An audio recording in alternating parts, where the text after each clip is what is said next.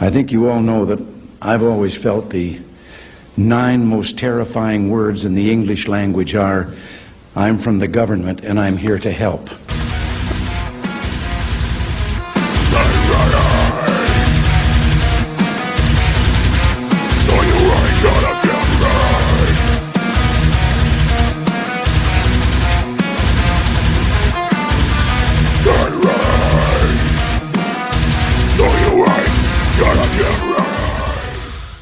What's going on, guys? Welcome back to the channel. Today we are continuing on in the Minutemen Theory series, a series where we are talking in hypotheticals about stuff that happens in Minecraft, Black Ops 6, Roblox, whatever your nomenclature is. Today we are going to continue the discussion of the things that you and your group, your team, your mag, whatever you call yourselves, need, and the SOPs or standard operating procedures that you will be using within said group.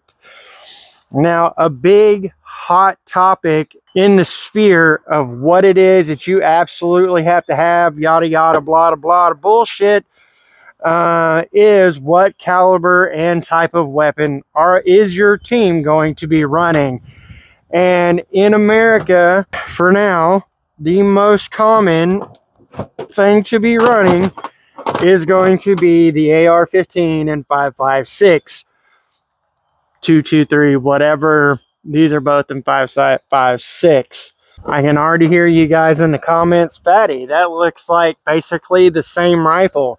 And it is, and we're going to go over it. For our group, our SOPs is that everyone will be running 5.56 variants unless we're not super sticklers on it. We do want 5.56 to be the primary because it has the most obtainable ammunition, the most obtainable parts should you need to replace it. The things that will go on Picatinny and M-Lock, I mean, it's everywhere. It's fairly inexpensive. And it just works, right? As evident by everything, it just works. There are some guys that are working on 308 projects, but not everybody in the group has 308, nor do we have the money to run 308 yet. So we haven't said we're just going to be running 308 and fuck 5.56.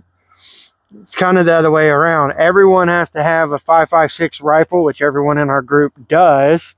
And then if you want to bring the 308 with you, or 6.5, or 50 Beowulf, or whatever it is that you're deciding that you want to run, you can. But the thing is, short of,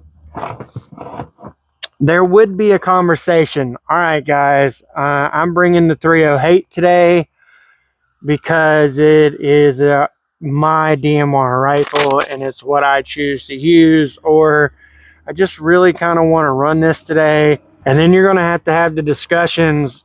Is everyone going to carry an extra magazine or two for you because everybody is running 5.56? That's the other thing, especially when you're by yourself in a caliber. Shit gets lonely and you can't just ask your buddy for a mag because you ran out because you're running a micro rig. The rigs is another thing that we'll get into later. Right now we're just talking about the weapons.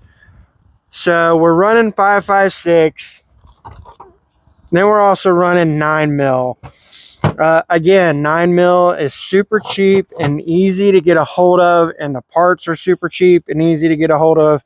Super cheap being relative, right? If you're poor like me, some of the stuff might not be cheap. Anyways, the standard, I mean, I guess it would be considered the standard NATO rounds, 5.56, 9mm. Everyone in the group, in our team, mag, whatever, has 5.56 or 223 and 9mm, so that's just what we're running. you want to run a different caliber, you're more than welcome to. It is a conversation that we're going to have within the group, magazine capacities and who's going to be carrying extra for what. Probably going to be your buddy, because everyone does run in pairs, buddy pairs, right? So it is not part of the SOPs, of the team SOPs. You just have to have a rifle that runs in 5.56 223, and you can also bring a pistol that runs in 9mm. For me, I like to have two of them, because if one goes down, I can quickly pick up the other one and run it, or I can pass this off to someone who may not have one. Fatty, both of those rifles look extremely identical. Why did you do that? Well, I did it for what I just said. If something happens with this rifle and it goes down, I can easily pick up this rifle and keep going, because, I mean, look at it. They're practically set up the same. They both have the bad lever on them to make my reloads quicker. They both have an ambi charging handle on them. This one is a Radian. That one is a no-name that my nephew gave me. I can't remember if it even had a brand on it before I painted it. They both have some form of a foregrip, although these are a little bit different because I was experimenting with which ones I wanted to run more. This one does have the mag pull. Both of them had the mag pull grips, although I do prefer this one. They are the same shape, but this one has a little butt cap on it, so you can put stuff in it like tools for your optics or whatever.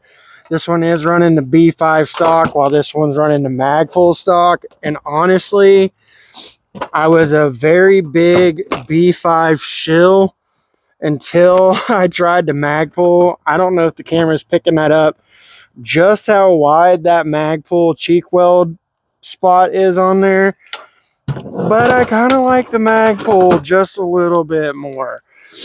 They both have flip up mag pull backup irons on them. These are canted because of the magnifier, and these are not. Although I would have to rip off this 3X SLX from Primary Arms to be able to use it, because looking through there, you can't see the front at all. They both have the Amazon special weapons light on there with a switch, the thumb switch on them, but they both come with thumb button tail caps these can be removed. But so far I haven't had any issues running these switches, so I'm just running them for now. Eventually, if they ever shit out on me, I'll put the thumb button back cap back on. These run off of 18650s, which they come with 2 batteries per the flashlights. They're 1200 lumens. They're bright as fuck. If you run the flashlight non-stop, it'll go for a little over 2.5 hours before it starts getting dimmer. And then you just swap out the battery. How do I know that? Well, I love them so much, I went ahead and got one to carry on my person for a flashlight to go along with the little 1 AAA flashlight. This one is not that bright, does not stay bright that long, but it is great to have a little light in your pocket, whereas this one is 1200 lumens and lasts for a couple of hours, and it makes trailing a deer or anything else that you shot or anything else that you're using a flashlight for pretty freaking nice. So as you can see, the theme here, I mean, if something were, they're both, They both have an Amazon special sling, which has a little pull tab for tightening and loosening. This one is the lightweight version, so it doesn't have a full pick rail. It does have the cutout, and not all these slots are M-lock. They're just whatever. Whereas this one does have the full pick rail up top. Again, the lightweight cutouts, not everything is M-lock. It does have the QD points on the front and the back of the rail for a sling, whereas this one only has the QD points on the back. Lightweight, whatever. They're practically the same thing. And I've carried that theme across with my pistols as well. The only difference in these pistols is this one has a full-size frame and this one has a compact frame. The slides are the same length. They both have the Harrington Arms compensator on them. They both have red dots on them. They both have the same Apex tactical trigger in them. They both had the same Streamlight TLR. This one is a 7A before they did away with the A and called it the X. So this one is the X. They both have the J. I'll annotate it here. I think it's JPH printed designs, magwells on them. When I'm carrying them as an EDC, regardless of which one it is, they have a +2. When it's in the war belt, they have the +5. And they both have the extended slide release, so it's easier to hit. I like that.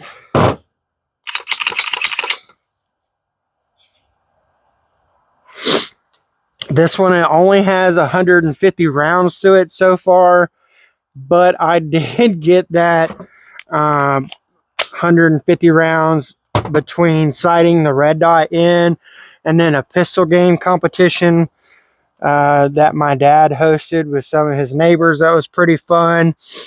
Came in second place in that, so obviously not too bad. Both of these are PSA daggers. Both of them have had the little finger well thing cut off on them. Both of them have had the undercut worked on and the sides rounded to not put burn spots on my finger. And I am contemplating chopping off this excess on that swell. We will see. Fatty. Basically the same concept, other than the fact that this one's got a little bit longer grip on it. They're the same thing. They both have red dots. They both have white lights. They both have compensators, which keeps it flatter. They both run +2 to +5 magazines in all of them. Obviously, this one is for this one because I'm bougie and I decided to color match. Anyways, the whole theory is if one goes down, I can immediately pick up the backup and use it. And I think that's vital. I think your minimum that you should have should be 2, and they should be built pretty much the same. And then if you want to do other things, you build off of that. You build your DMR, you build your SPR. These are basically general purpose. There are a few differences. This one has an SLX 3X with a piggybacked red dot, whereas this one is running a red dot with a 3X magnifier. There's same difference, right? And this is why I think it's important to have it set up in your team's SOPs. Everyone's running the same caliber and everyone's running the same style-ish. If one of my guys runs out of ammo and we're all running 5.56 ARs, I can throw him my magazine, one of my magazines, and he can keep running. If his rifle goes down, I can let him use my backup and we can keep running. Everybody's trained to the same. If you're bringing something different, It's a conversation to have with the group. It is America. We're not getting paid. We're not military. So keep that in mind. Don't be super anal and you can't do this, but everybody has to agree on it in the group.